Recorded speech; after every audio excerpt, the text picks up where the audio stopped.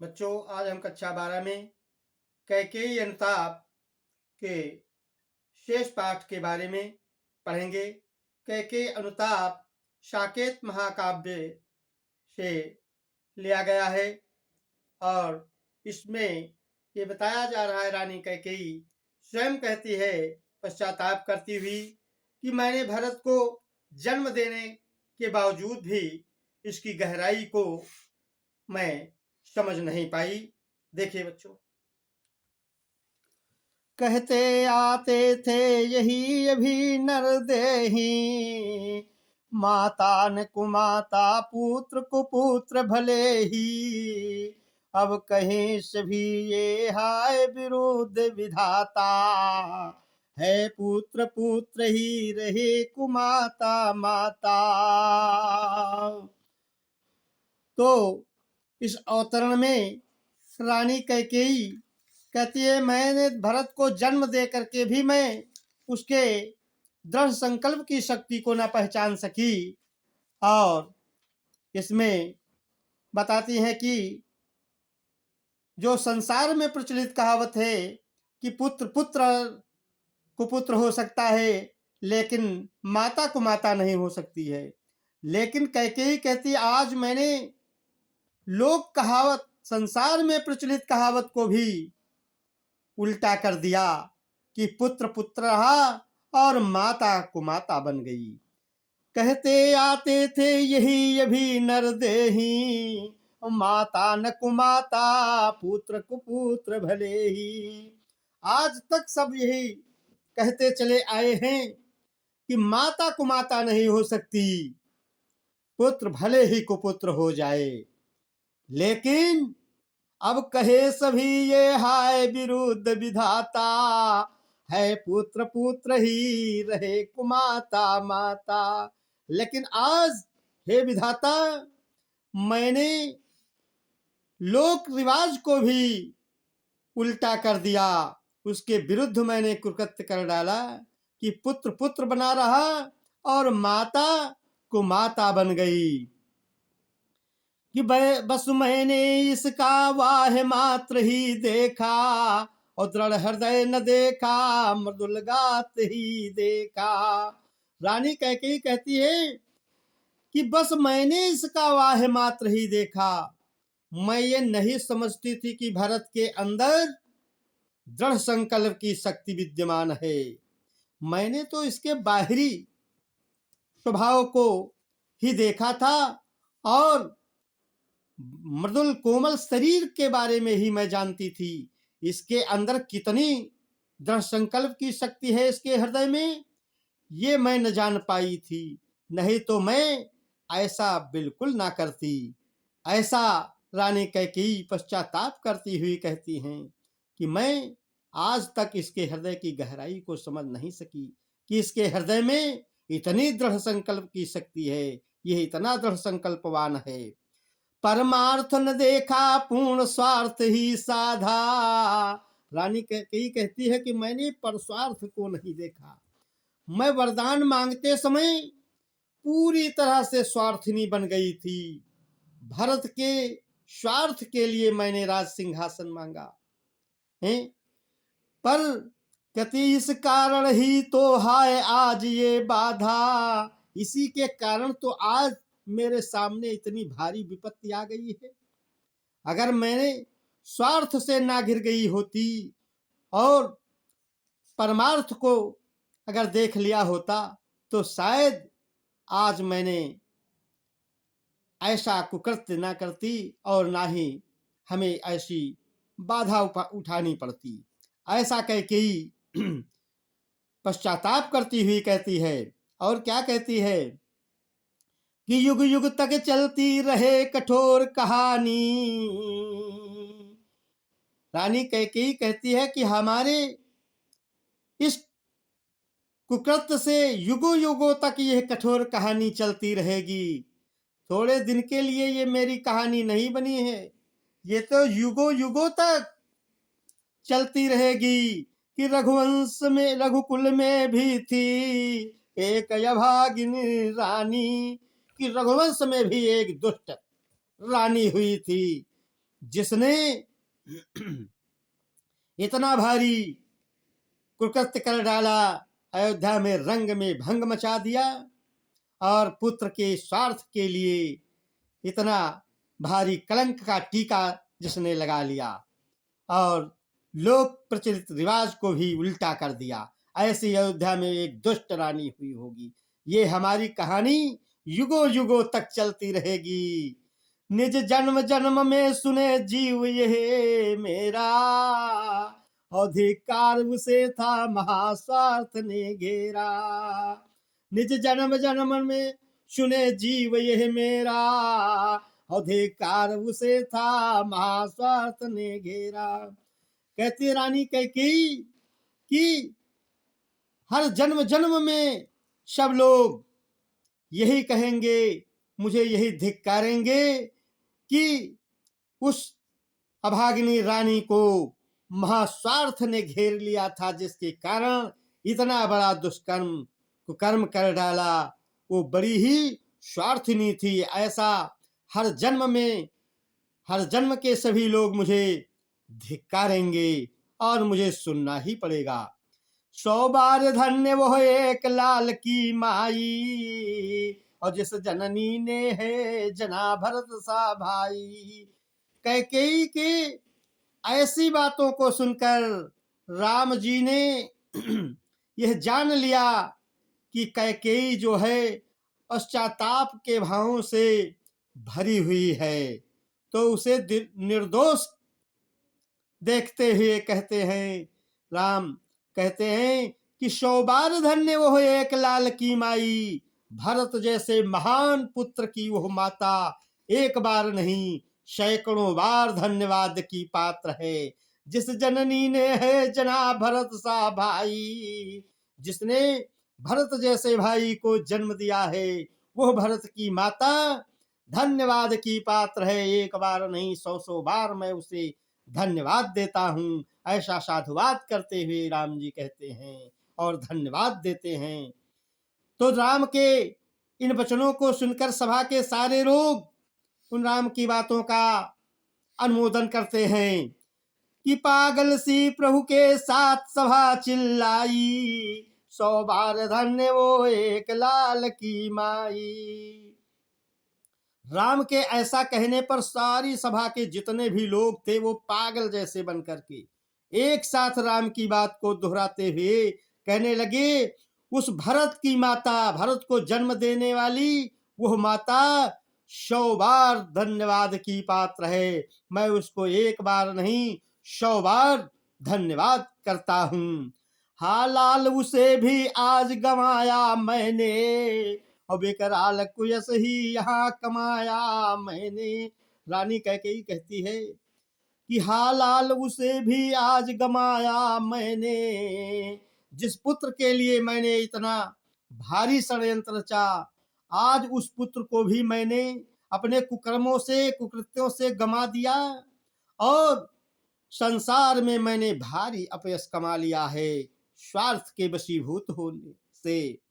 निज स्वर्ग उसी पर वार दिया था मैंने, और हर तुम तक से अधिकार लिया था मैंने। रानी कैकेयी राम से कहती है, हे राम, मैंने अपने पुत्र भरत के लिए ही तुम्हारे राज सिंहासन के अधिकार तक को मैंने छीन लिया। इतना मैं स्वार्थ से घिर गई थी कि भरत के लिए राजगद्दी और आपके लिए वनवास का वरदान मांग लिया।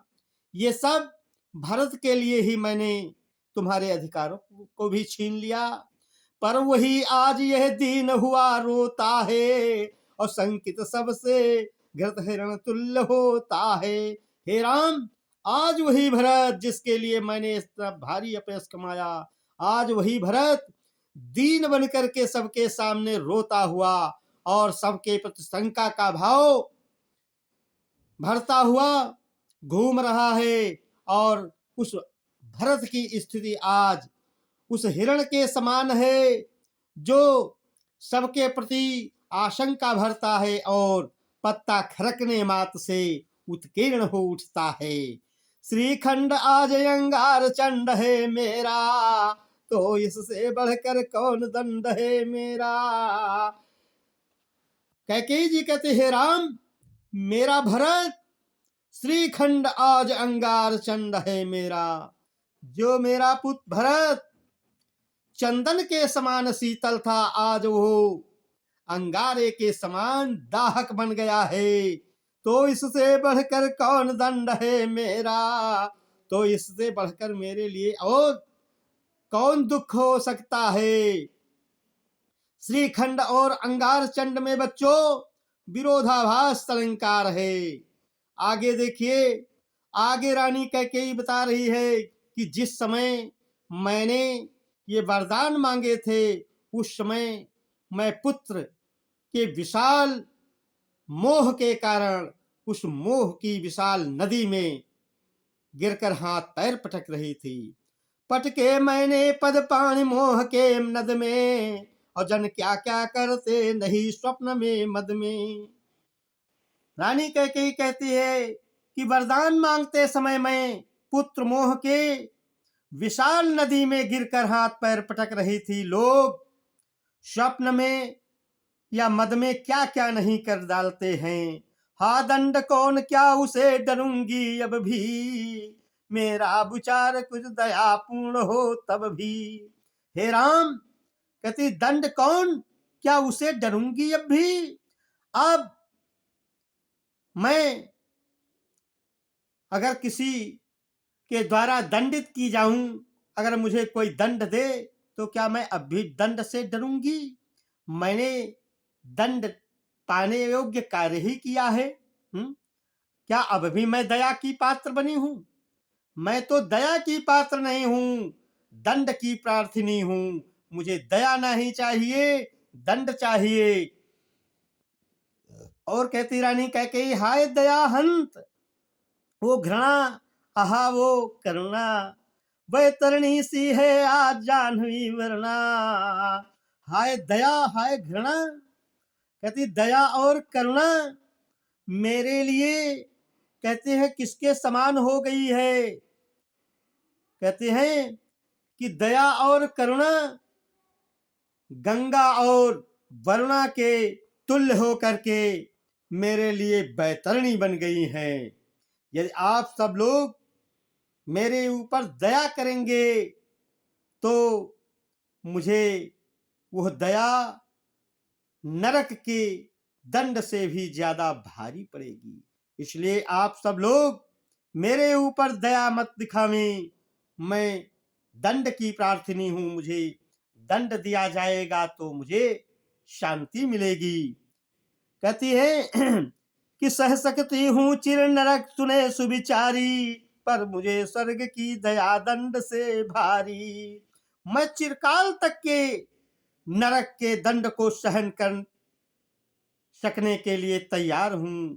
इस बात को सब लोग ध्यान से सुन लें कि मैं जन्म जन्म तक के दीर्घकालीन नरक के दंड को भी सहने के लिए तैयार हूं। स्वर्ग की दया मेरे लिए नरक के दंड से भारी पड़ेगी। इसलिए मेरा सब लोगों के प्रति यही कहना है कि आप सब लोग मेरे ऊपर दया ना करें, मुझे दंड दें। मुझे दंड लेने देने में ही मिलने पर ही मुझे संतोष मिलेगा। लेकर अपना यह कुलिस कठोर कलेजा, मैंने इसके ही लिए तुम्हें बन भेजा। रानी कैकेयी कहती है, राम, मैंने अपने वज्र के समान कठोर कलेजे से इसी भरत के लिए ही तुमको जंगल में भिजवाया, तुमको वनवास करवाया, इसी भरत के लिए ही। और घर चलो इसी के लिए न रूठो अब यूं, हे राम, और इसी के लिए मैं कहती हूं कि तुम घर वापस लौट चलो। हे राम, अब तुम मुझसे नाराज ना हो, रूठो मत। कुछ और कहूं तो उसे सुनेंगे सब क्यों, और इसके अलावा और मैं जो कुछ भी कहूं उसे सब लोग सुने, और इससे ज्यादा क्या कह सकती हूं। कहती मुझको यह प्यारा और इसे तुम प्यारे। क्या कहते हैं रानी कैकेयी कि मुझको यह प्यारा और इसे तुम प्यारे। हे राम, मुझको यह प्यारा, मुझको भरत प्यारा और इसे तुम प्यारे, और भरत को तुम प्रिय हो। मेरे दुगने प्रिय रहो न मुझसे न्यारे, इसलिए तुम मेरे लिए दो गुने प्रिय हो। इसलिए हे राम, तुम मुझसे अलग मत हो। ऐसा रानी कैकेयी बार बार राम जी से कहती हैं। मैं इसे न जानूं किंतु जानते हो तुम।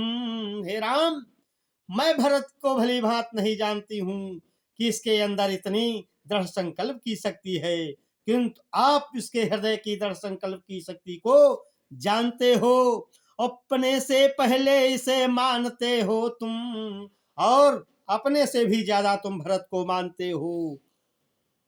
तुम भ्राताओं का प्रेम परस्पर जैसा, यदि वो सब पर यो प्रकट हुआ है वैसा।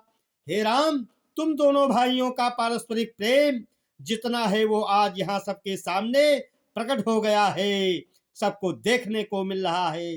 तो पाप दोष भी पुण्य दोष है मेरा, बस मुझे इसी में संतोष है, और यही मेरा संतोष है, और यही मेरा पुण्य है कि मैंने जो पाप किया, मुझे जो दोष लगा, वो सभा में यहाँ सबको देखने को मिल रहा है। यही मेरा संतोष है और यही मेरा पुण्य है। मैं रहूं पंकिला भाग्य कोश है मेरा। रानी कैकेयी कहती, मैं भले ही कीचड़ के समान कलंकित रही हूं, लेकिन मेरी कोख कमल के समान निष्कलंकित है, क्योंकि मैंने अपनी कोख से भरत को जन्म दिया है। इसलिए इस बात का मुझे गर्व है कि मैं भले ही कलंकिनी रही हूं, कीचड़ के समान रही हूं, लेकिन मेरी कोख कमल के समान पवित्र है, निष्कलुषित है, क्योंकि मैंने भरत जैसे पुत्र को जन्म दिया है। ये मेरे लिए विशेष गौरव की बात है। और रानी कैकेयी क्या कहती आगे कि हे राम, इस सभा में अनेक बुद्धिमान लोग आए हुए हैं, जो अपने अपने तर्कों से युक्तियों से तुम्हें समझाने का प्रयास करेंगे, लेकिन माता के पास केवल एक अधीर हृदय ही होता है। आगत ज्ञानी जन उच्च भाल ले लेकर, समझावे तुमको अतुल युक्तियां देकर। मेरे तो एक अधीर हृदय है बेटा, उसने फिर तुमको आज भुजा पर भेटा। आगत ज्ञानी जन उच्च भाल ले लेकर, समझावे तुमको अतुल युक्तियां दे देकर। हे राम, इस सभा में ऊंचे ऊंचे मस्तक लेकर एक से एक विद्वान लोग आए हुए हैं, जो अपनी अपनी युक्तियों के द्वारा, बुद्धि के द्वारा तुम्हें समझाने का प्रयास करेंगे। पर मेरे लिए कहते, मेरे तो एक अधीर हृदय है बेटा, उसने फिर तुमको आज भुजा पर भेटा। लेकिन हे राम, मैं तुम्हारी माता हूं, माता के पास केवल एक अधीर हृदय ही होता है, जो कि मैंने तुमको अपनी भुजाओं में भर करके सब कुछ प्राप्त कर लिया है। बच्चों, इसमें कैकेयी के अनुताप का वर्णन किया गया है, और भुजा पर भेटा में अनुप्रास अलंकार है, खड़ी बोली का प्रयोग किया गया है। बच्चों, आज हम इतना ही बताने के बाद विराम करेंगे, और शेष गीत शीर्षक के बारे में अगले दिन पढ़ेंगे। अब आप सब लोग हमारे आधुनिक हिंदी ज्ञान सागर चैनल को सब्सक्राइब करें, लाइक करें। जय हिंद।